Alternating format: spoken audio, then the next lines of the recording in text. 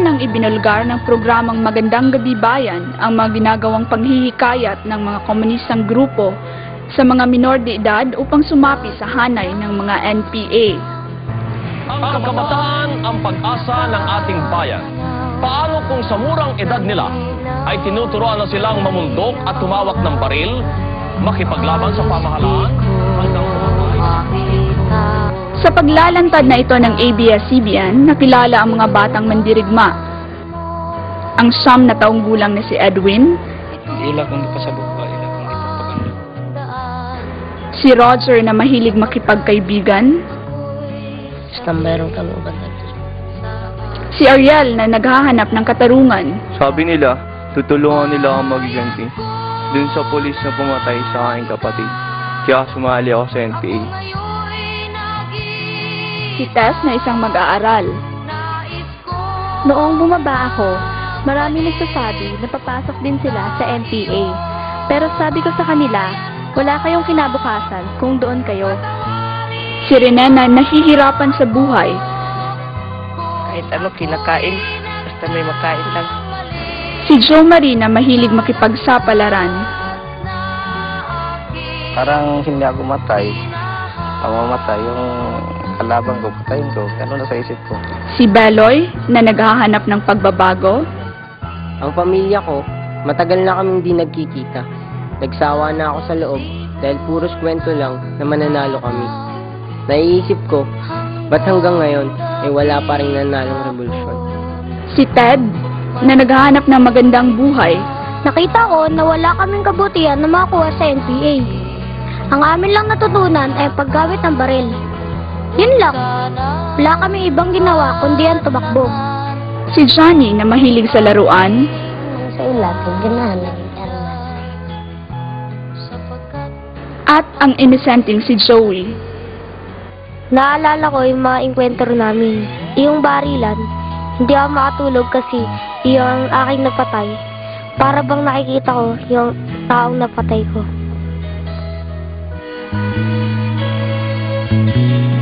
Batang-bata ka pa at marami ka pang kailangan malaman at intindihin sa mundo. Yan ang totoo. Sa mga pagsisiwalat na ito ay napatunayang mali at mapaninlang ang pag-recruit ng Communist Party of the Philippines at ng New People's Army sa mga bata dahil sa panganib na nakaamba sa kanilang buhay. Batang-bata ka lang at akala mo na alam mo na ang lahat na kailangan mong malaman.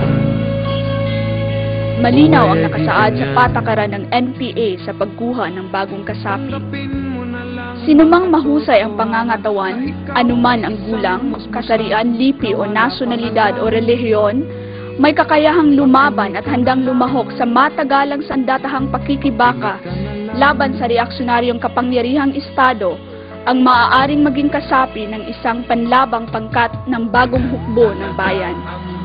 Ito ay isang patunay na paglabag ng CPP-NPA sa karapatan ng isang minor de edad at pag-abuso sa kanilang murang kaisipan, na siyang mahigpit na ipinagbabawal ng ating batas. Itinakda ng batas na ito ang pagbibigay proteksyon at programa para sa mga bata upang masupil ang pang-aabuso, kalupitan, pagsasamantala at diskriminasyon na nakakapinsala sa pag-unlad ng kanyang pagkatao. Ito ay pilit na pinagtatakpan ni Gregorio Rizal. Subalit, tuluyan na kayang nailigtas ang mga bata sa mga pang-aabusong ito? Batang-bata ako, nalalaman ko to. Inaamin ko rin na kulang ang aking nalalaman at nauunawaan.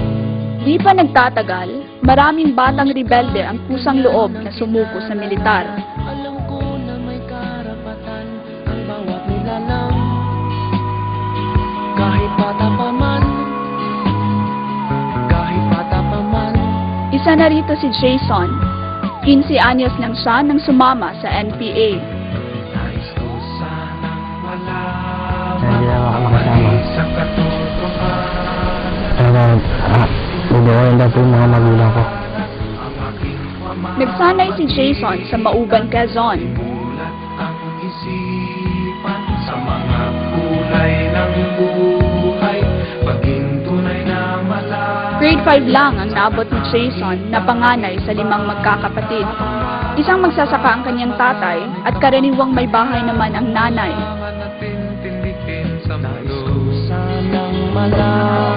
Sa murang edad pa lamang ay napasabak na si Jason sa mga madugong labanan. Hindi ko po, basta nakatutok lang po, basta putok nga ako ng putok, di ko alam kung may tinatawag ako. Nagkakamali ka kung akala mo na ang buhay ay isang munting paraiso lamang. Ito ay taliwa sa kanyang paniniwala, ngunit hindi madali ang humiwalay sa kilusan. Parang dito sumama, dito kita ibabaw. Binugbog po muna bago pinatay.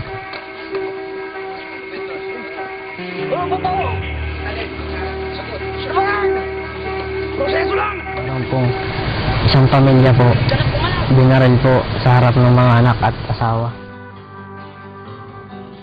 Sa kabiguan at kapaguran, sumuko si Jason upang ituwid ang kanyang mga kamalian.